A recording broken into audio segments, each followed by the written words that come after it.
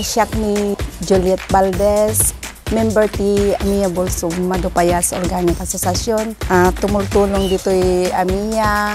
May saa nga naka-schedule nga agpakpakan ti tarakon mi nga baboy, adda baboy mi. Tapos may saa mo nga aramid ti agipras-prasis kami sir ti turmeric, peanut butter, tapos mushroom. Siya po ti may sa nga dilig ti inaldaw-aldaw tapos agibenta dagjay maharbis nga mushroom. Yung produkto namin sir sa bukid, minsan wala kaming nahaharbis kasi mahirap ang tubig.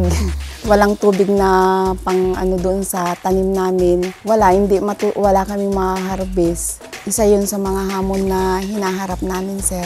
Minsan sir, mayroong nagpunta dito sa amin na magti-training daw sila sa Amiya. Tapos mayroong nagsabi sa akin na gusto mong pumasok sa Amiya, sabi nila sa akin.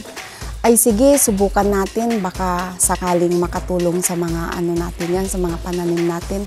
Siyempre, nasa bukid kami, nandun yung kinabubuhay namin, sinubukan namin pumasok, nagpa-member. Malaki yung pinagbago ng aming kabuhayan, pagsasaka, kasi nakatulong sa amin at napatunayan namin na marami pala kaming dapat malaman pa sa pagsasaka nang dahil sa Amiya program.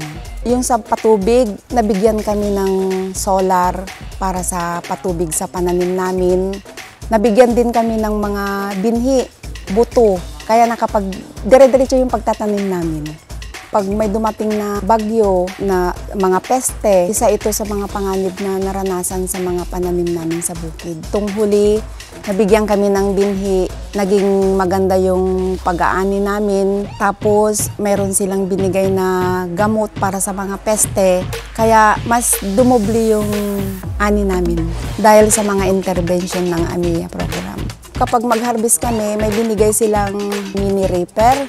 Dati kasi po nahihirapan kami, siyempre maraming magbubukid dito sa amin. Yung sa harvester po, minsan unahan, buhat nung binigay sa amin ng Amiya yung mini reaper, yun na po yung ginagamit namin ngayon. Kasi yung pag magpapagapas po kami, yung mano-mano, matagal po yun, halos 2 araw. Yung mini reaper po na inirelease ng Amiya sa amin, 1 oras lang po yun na matatapos na kaagad. Munlad po yung kabuhayan namin kasi katulad nga ng sinabi ko kanina, nagbigay sila ng binhi sa amin. Tapos yung mga machineries na binigay nila, hindi na namin problema yung maghanap pa sa labas kasi nandyan nakaredy yung mga machineries na binigay nila. Yung mga alaga namin mga baboy, yun po yung unang katulong sa income namin. Nung una po, yung income namin noon, nung wala pa kami sa Amiya, kunti lang kasi kulang kami sa machineries, kulang kami sa gamit. Ngayon pong nasa Amiya na kami, may mga binigay silang mga solar para sa patubig. May mga machineries na rin po, kaya mas naaalagaan namin yung ani namin ngayon. Dumoble po yung harvest namin. Sa mga katulad namin na magsasaka na hindi pa nagpamember sa Amiya, magpamember na kayo kasi itong Amiya po marami silang naitutulong. Marami po silang nire-release na mga binhi. May mga machineries din po tayo dyan na pwede natin gamitin, katulungan natin para sa pagtatanim. Kaya magpamember na kayo para maranasan nyo rin yung naranasan namin na pag-unlad na binigay ng Amiya. Sa Amiya po, maraming salamat po dahil dumating kayo sa amin. Maraming salamat po dahil sa inyo natutunan namin kung paano pa namin palaguin at alagaan yung mga tanim namin.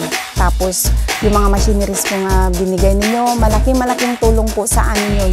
Kasi naging magaan po yung pagsasaka namin dahil sa inyo.